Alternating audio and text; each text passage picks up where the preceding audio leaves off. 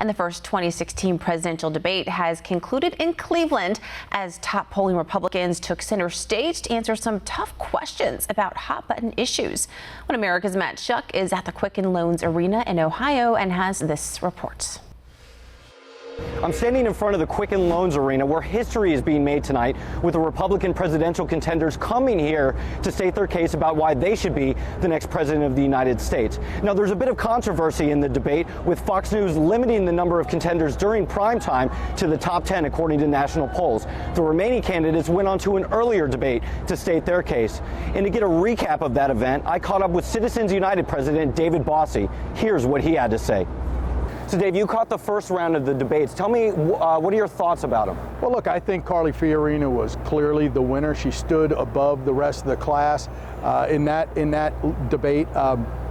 Her answers were incredibly smart. Her intelligence on a broad host of topics from foreign policy, social policy, and economics really came through. She's charismatic, and I think she's going to really get a bounce out of this debate, and I wouldn't be surprised to see her on the main stage next time.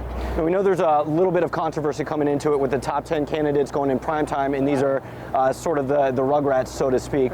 Was there any kind of sense that they were the second class of the Republican Party? Well, look, I respect all of them without a question, but when you look at Lindsey Graham and George Pataki and Jim Gilmore, you don't get the same sense of the field as when you look at Scott Walker and Ted Cruz and Donald Trump, because there's just a difference. And that's one of the reasons why there's two different debates. We know that Rick Perry made it into got cut out at the last minute because of Ohio Governor John Kasich. Do you think there was any kind of sentiment with him there, or was he completely presidential? He was pretty good. I mean, he was well established. He had a good presence on stage. I thought he delivered some very good answers.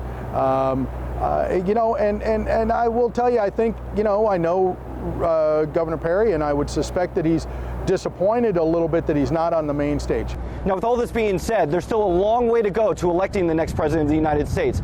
But between now and then, you can expect a lot of fireworks. Reporting from Cleveland, Matt Schuck, One America News.